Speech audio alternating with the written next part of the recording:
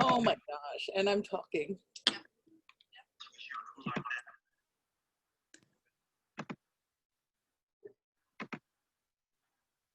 I need to get the right screen because apparently I didn't get the right screen either.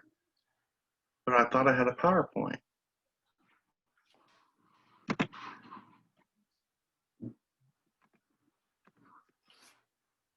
See, I'm not much of a reader. That's why I do all these things.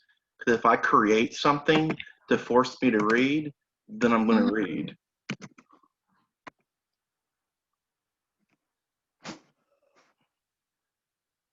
Yeah, don't forget tonight we got Steve. I still can't believe he said yes. That's amazing. Yeah, that is super cool. Well, I was sitting in this Zoom with Penny and all them at work over like repetitive behaviors for toileting and whatever, that one lady for the Do Better movement. And the lady was like name dropping somebody. And we're like, man, I bet we could be awesome. We get him or someone like that. And so I just went to his website and I shot him an email and he said yes. So, and then I got super excited. That's when I messaged the Sitecore guys. All right, should be pulling up. PowerPoint showed. The good thing about the behavioral action change first chapter, it was super short. And then when I went back and I redid chapter 1 for the Cooper, since now I have more confidence and know what to look for versus this time February. So I'm glad I posted that because I put a lot of the past big exam stuff that we talked about earlier in May with Karina, those tips and stuff that she brought in about the history and all kinds of stuff. So I was really trying to make it more user-friendly for us. I saw that. I saw that, and I thought it was so cool. Good examples. I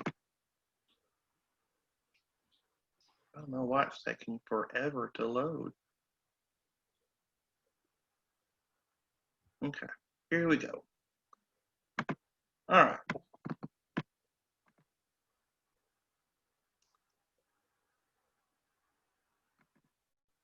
Should go to present.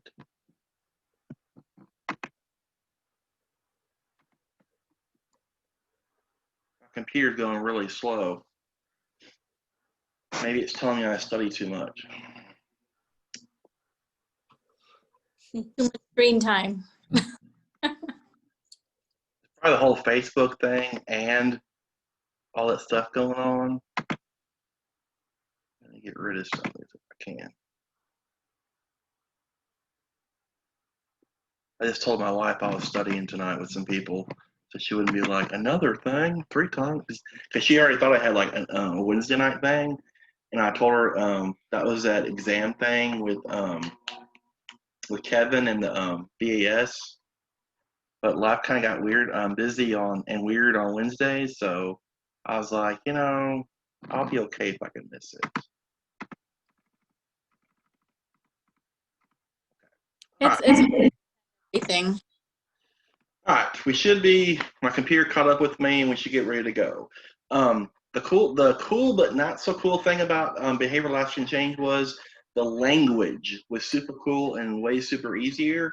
I'm loving how I can compare it side by side with the Cooper, especially going chapter one. That's why I didn't want to, like, you know, just completely put the brakes on this week because of our awesome speakers and kind of show that comparison. Because chapter 1 talked about a lot of the same things, but they started in the 50s. And they kind of went back a little bit to show you that behaviorist, mentalist view. But the Cooper went really far back. And that's why I went and pulled our notes from when Karina was with us this summer and really kind of compared, you know, really walked through Watson, really walked through Skinner, really walked through those different things. You know, methodological behaviorism and radical behaviorism, really kind of compare it apart and really kind of, you know, skin the apple a little bit, peel the onion. But behavioral action change, they started with 1950 with Edwin G. Boring, great name there, history of experimental psychology.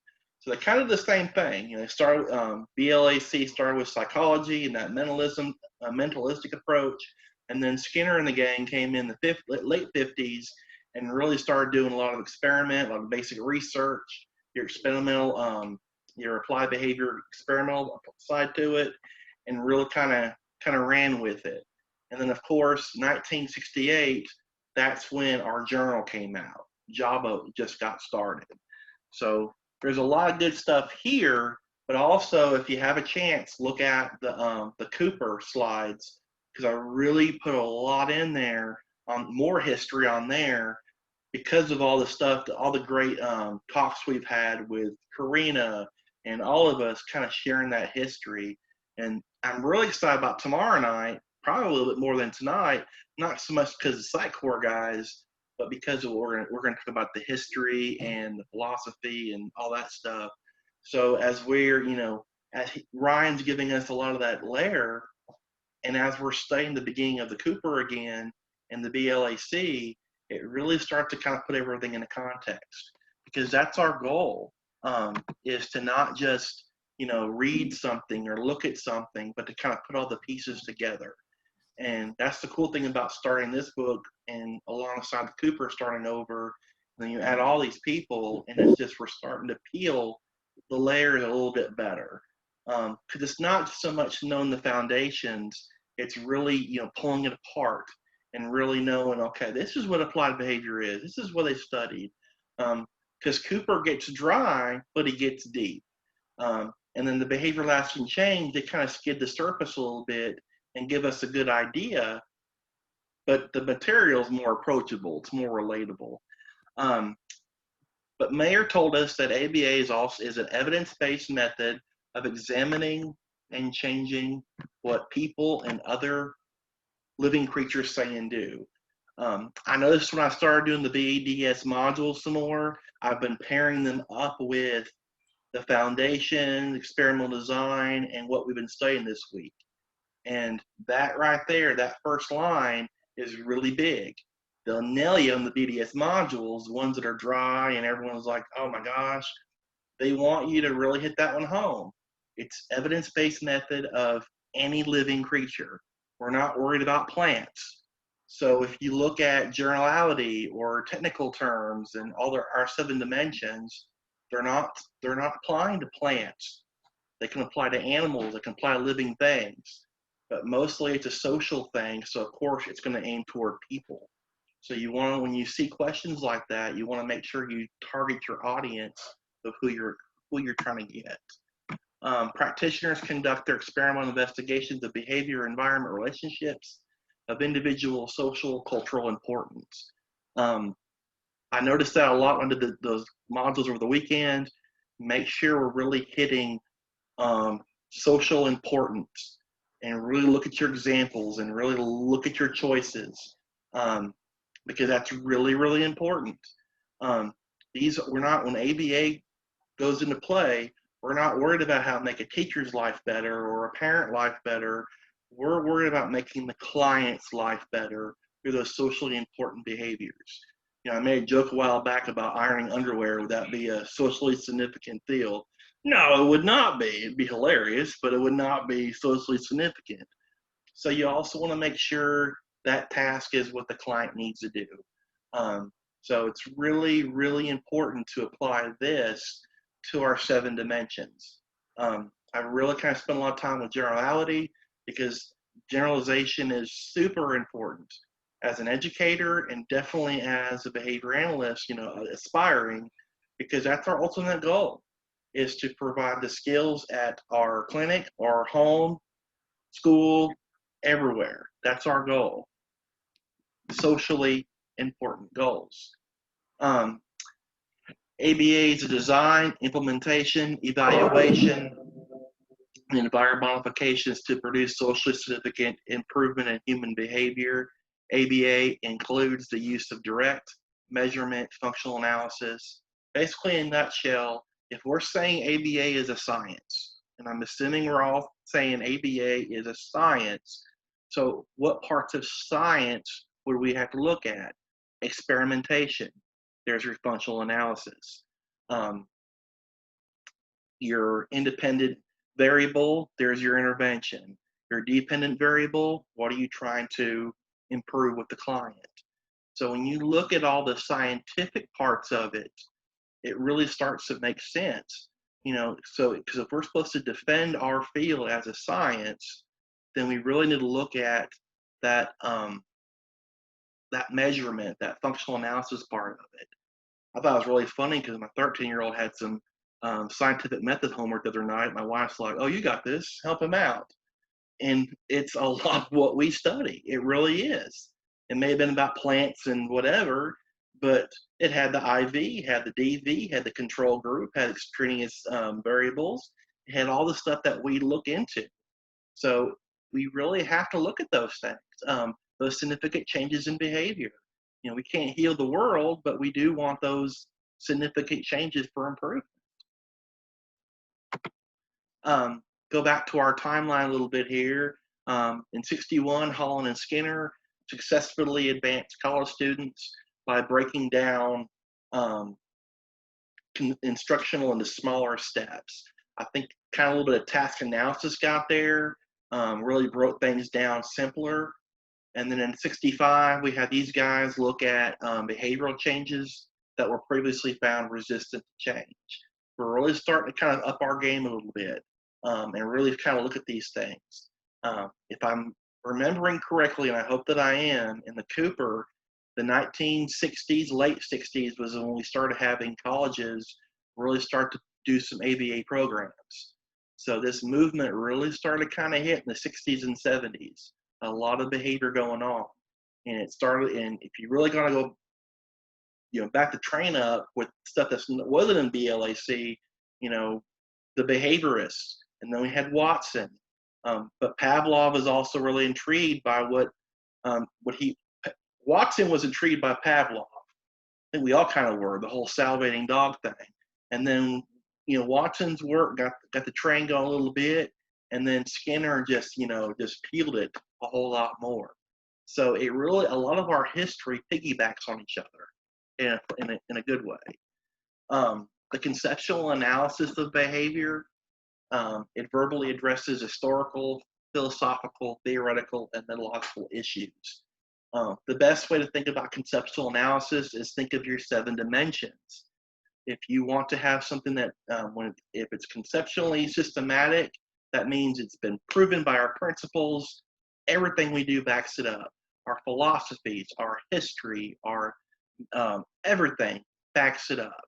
So one way to kind of tie this concept with our 7 dimensions would be to tie it with that and think about that as well. Did a lot of those BDS modules just hitting what we're studying this week, and they're boring, but the light bulb hits because they're not meant to be quizzes really. They're meant to really kind of dig a little bit deeper in there. Are you doing the BDS, Patrick? Are you doing it? I got them from work. I tried to hit them a little bit, and it really kind of just in the beginning. But Okay. now I have a better plan, and I'm trying to do it concept by concept, not so much the whole enchilada. Yeah. So right now, we're doing the history and the fundamental knowledge. So I'm just hitting those, just doing those only. So I've been going back and forth. Nice. And I have better mastery by really just focusing on one area and just trying to hit as many as I can. Yeah.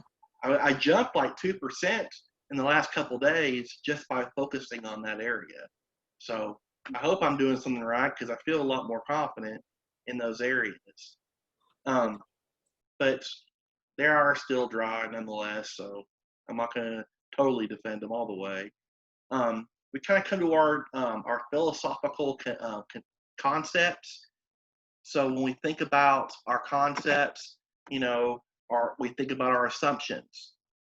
So you want to tie in that pass the exam thing, Dear PP, determinism, empiricism, experimentation, replication, parsimony, and then philosophical doubt. The BDS also throws in selectionism. That one kind of threw me for a curve. They also add selectionism in there. it's not really a bad idea because we also look at selection by consequences when we look at a lot of things. But determinism has been my favorite as of late because now I'm back in school, now I'm doing clients, in the school area, and I always hear all the time, he did it for no reason at all. He just was born that way. There's a reason. I read an instant report today, and it was so funny. Yes, I think so.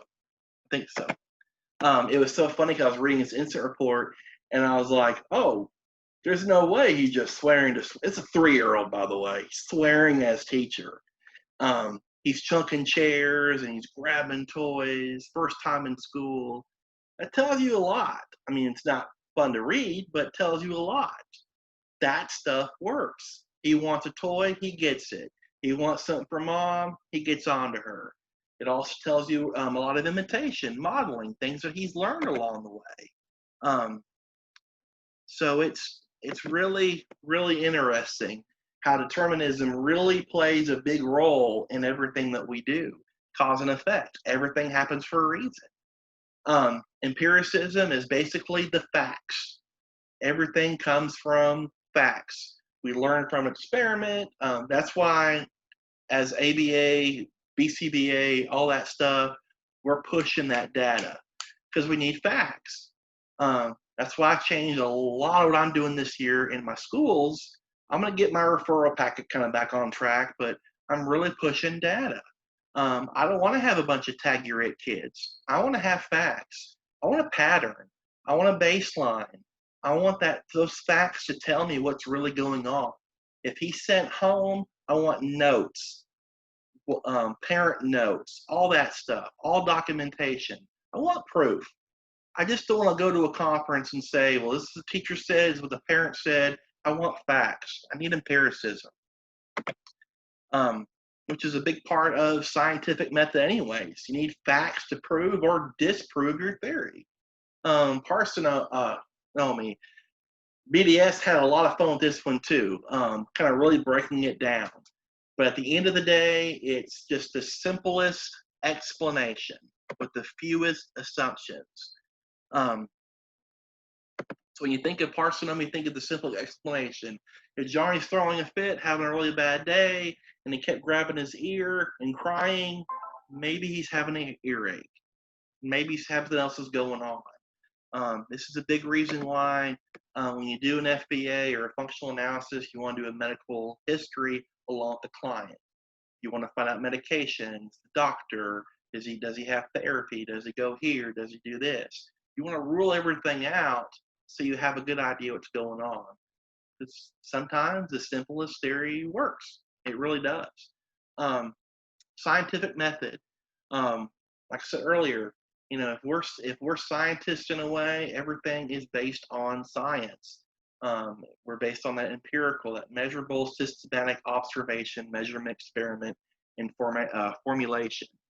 So basically, we hear the problem is, we have our problem, we have our question, we make an hypothesis, what we think the function is, we get data, we do indirect, we do direct, and then we do our functional analysis, which answers our questions.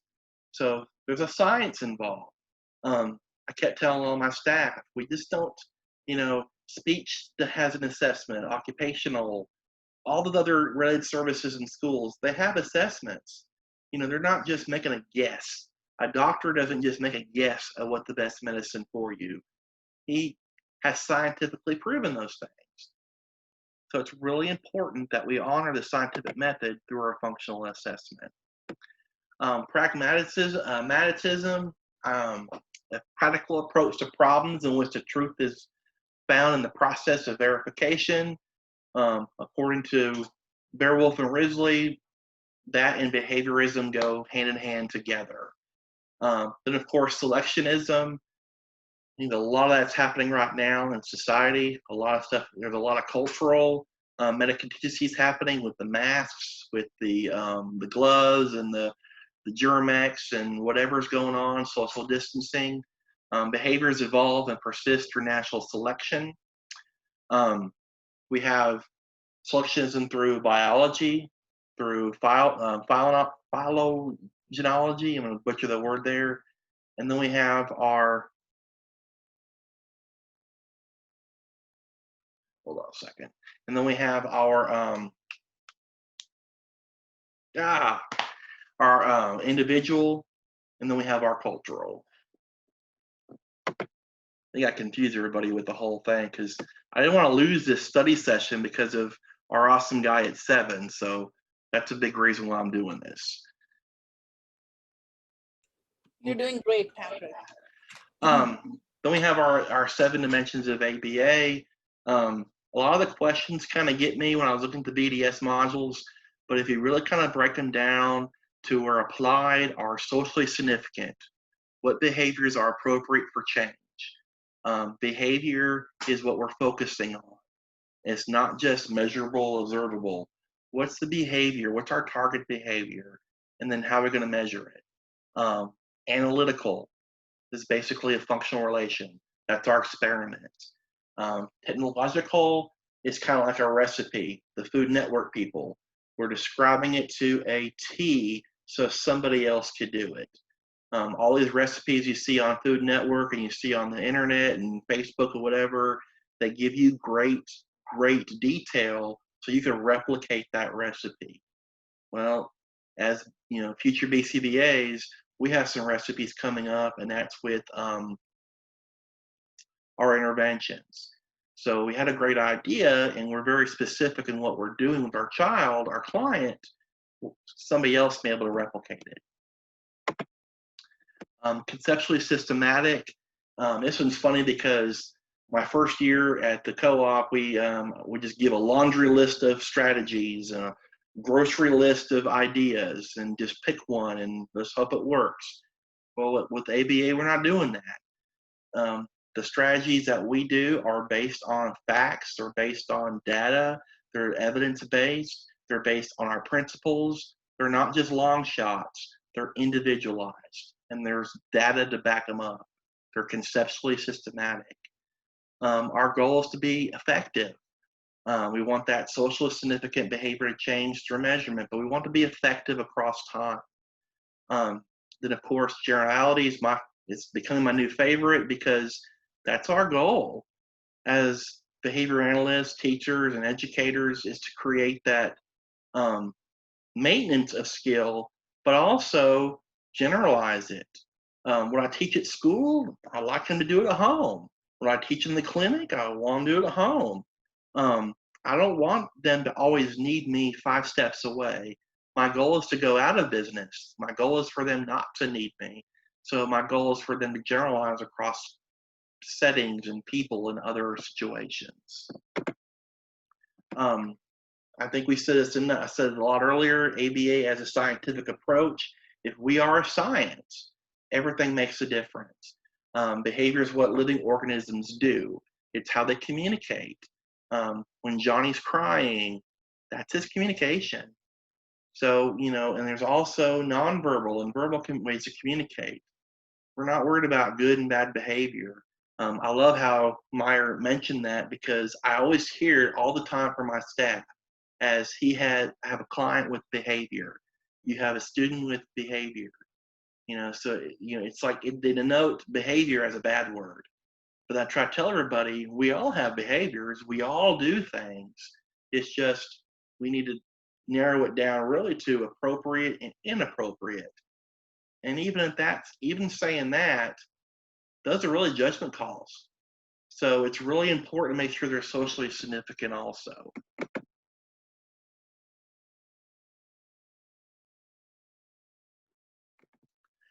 Applied behavior analysis refers to the quantitatively describes functionally and addresses are socially important.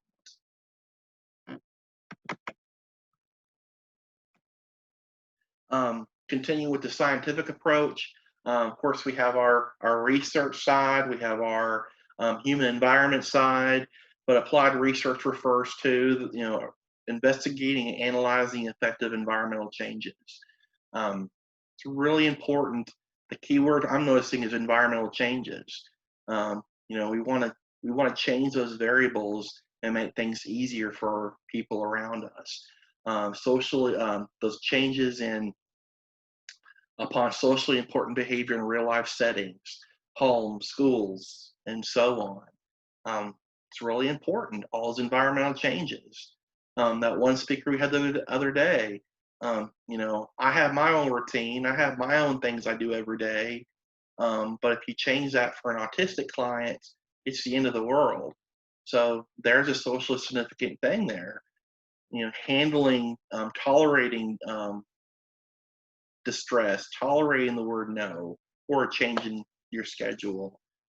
Basic behavioral research is the EAB part of behavior. That's what Skinner did. He did a lot of research. That's where a lot of the stuff started. Was in the lab. A lot of pigeons. Actually, a lot of people use rats too. But that's where a lot of it starts, with in the laboratory.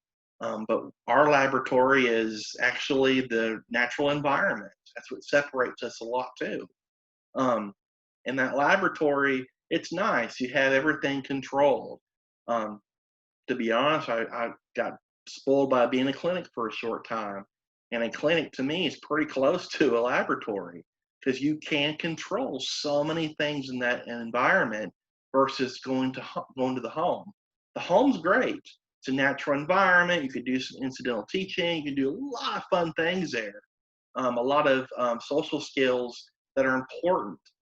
But also, when you have that clinic side, it is more controlled. Categories of behavior change tactics. We're trying to increase behavior. Communicating, reading, defining words important. Our goal is to increase appropriate behaviors and decrease inappropriate behaviors. You want to teach and maintain behaviors such as satisfactory performing. Math is probably the best example for teaching and maintaining behavior skill, because when you have math, you have so many options to use it. If you're, especially with money and problem solving, if you teach a client problem solving skills and money and math, you want that client to use those situations, use that math in certain situations. You want him to be able to go to McDonald's and order his own food and pay for it. You want him to go to Walmart and pay for his own items, how many it takes. You want to maintain those behaviors. Academic skills, those are really big. Making behavior appropriately responsive to highly specific stimuli. Learning to label actions as correct, expert, precise, sophisticated, talented, and skillful. Selecting the most valid and reliable measurement or functional analytic system. When you do your functional assessment, which one's best for the client? If you've been in a lot of these Zooms with different people, they focus on just kind of gearing away from the traditional functional assessment. And we do read more about ISCA, we do see more about PFA, but we're trying to find something more reliable with that measurement to give us a great picture, because you really don't know the function without an FA. So we don't want to have those shortcuts. We want to have all the things set in place. Generalizing or expanding the breadth of performance to new stimuli, such as reading words in written script and seeing them in print. I think the key word here is generalizing. Like I said earlier, if we see words here, we want to see words there. We want the client to be able to read certain things at home and at school and at a job or at Walmart or everywhere. We want to reduce maladaptive behavior. That's really a big goal there. Whether you want to classify maladaptive as appropriate or inappropriate, you want to decrease those behaviors, and you want to teach appropriate behaviors. If there's a behavior you don't want your client doing and it's not socially significant, then we need to switch gears a little bit. These interfere with one or other's well-being,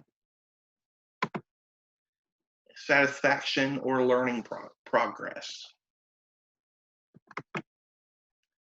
I got so excited when I started putting Skinner pictures in. I don't know why that was made me so excited. Radical behaviorism. What really helps me remember radical behaviorism isn't so much what Meyer's telling me. It's not so much what Cooper told me. It really is what Rogue told me, Rogue ABA. Skinner was sitting around with his buddies and his friends, and he just had this radical idea. And this radical idea that he had was that private events and observable behavior go hand in hand. That's where we have our covert and our overt. And so I just think about Skinner had this radical idea, had this radical behaviorism. When I also look at Skinner, maybe they got from the same person, I don't know. I also think of the SRS model. The BDS also backs that up.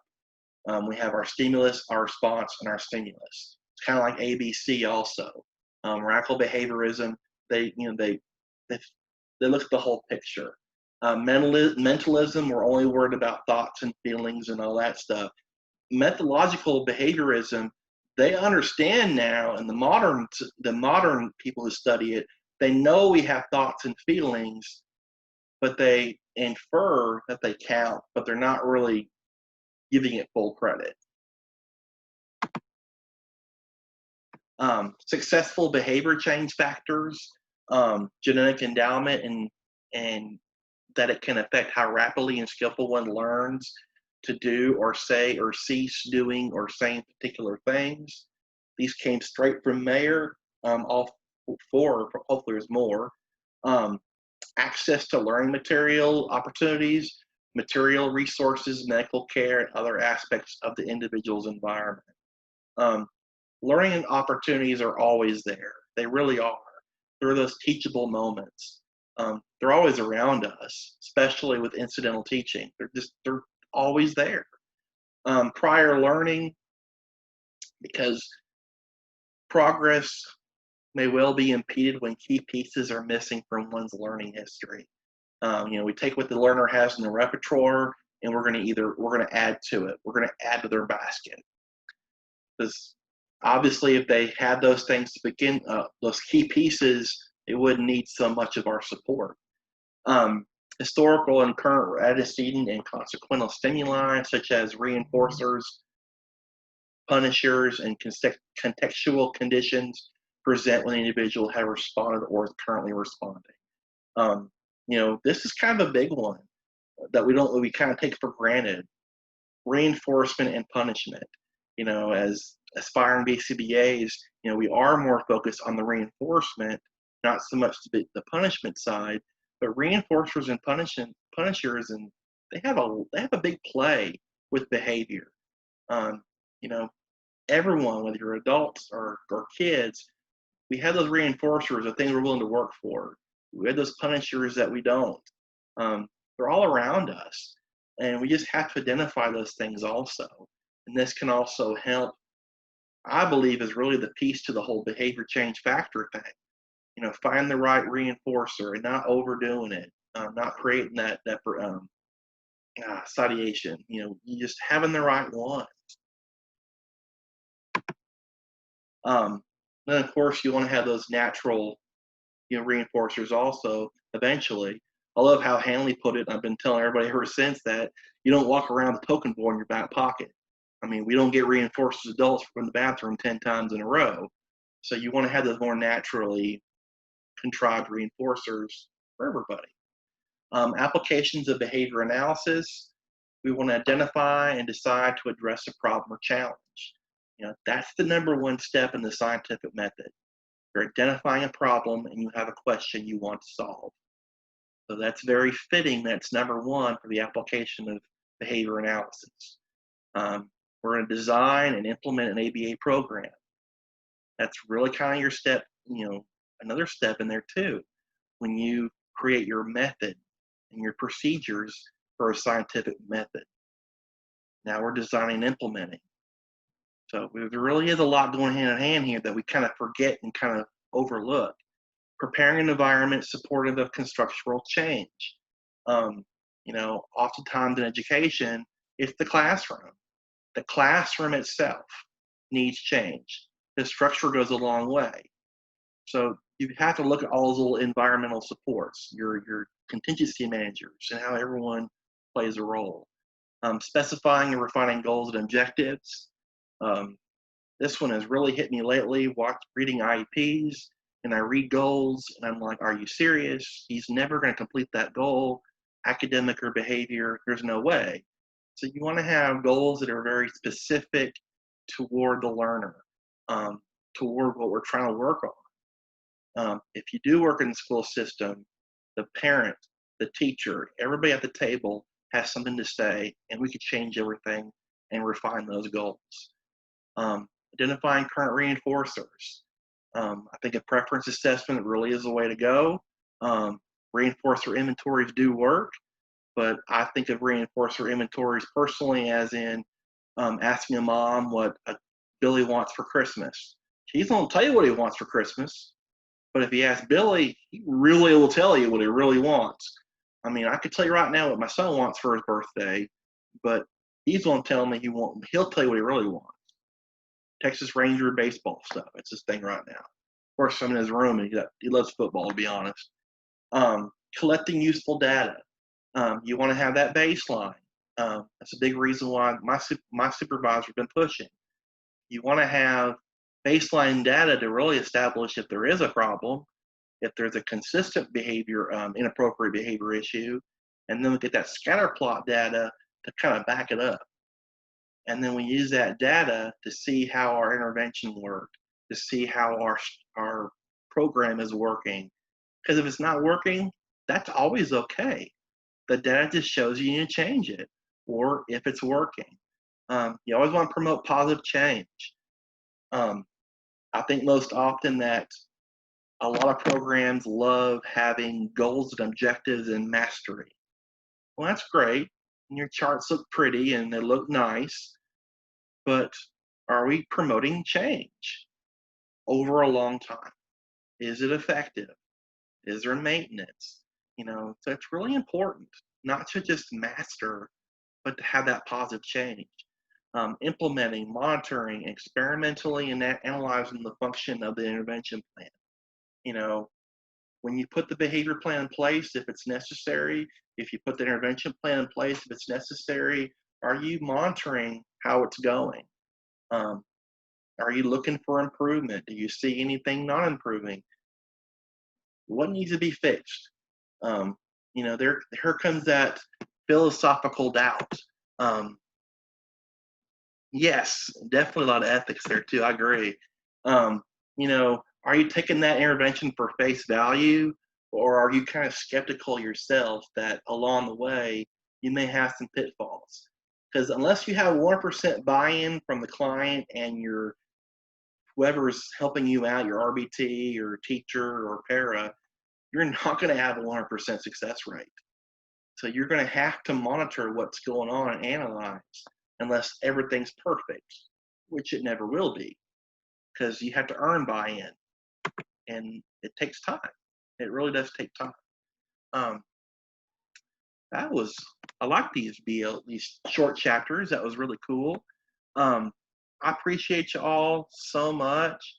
I don't know if I'm gonna keep doing I think I confused Shruti and some other people. What? He's got the speaker and he came on. I just wanted to go over the material because I didn't want us to do. I wanted us to start the book and then kind of keep going and then not wait 2 weeks or wait 1 week, because I'm really surprised and excited that, you know, people wanted to speak to our group. But I want to use my time so I'm not taking away from anybody else's. But if anybody wants to, if I get more speakers again on Mondays, and we'll just do this a little bit early, and then we'll still have the other guy. I hope to have more. I really do. I still can't believe Steve Ward said yes. I'm still blown away. So Steve will talk to us at 7 p.m. Central Time. That'd be 8 Eastern or wherever else. Tomorrow night, Ryan and Brad should be with us. And then next week, we're probably only going to have Ryan. Ryan asked us what topics, and I said experimental design. He's like, they're all the same. I was like, well, I'm always gathering that everyone struggles with ethics and experimental design. Ethics because we forget, and experimental design because it looks challenging. So I want them to kind of help us out and and then what's cool is when we, when we get to experimental design in the Cooper and in our BLAC, we'll have some background. The more background, the more it's going to kind of come together. So I'm really excited. My wife probably won't be with me having all these Zooms, but I'm excited. But I'm gonna let you guys go, and I really do appreciate y'all, and I'll see y'all in an hour. Thank you, Patrick.